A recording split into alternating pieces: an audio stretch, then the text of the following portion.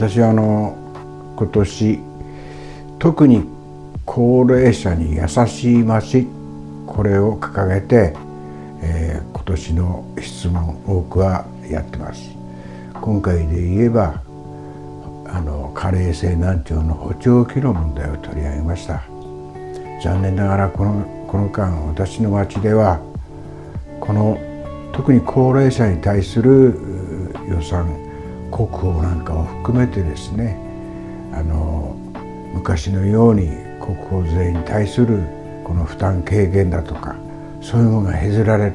そしてお風呂の無料入浴券までなくされるという状況があって、私は本当に怒りながらこの問題を取り上げています。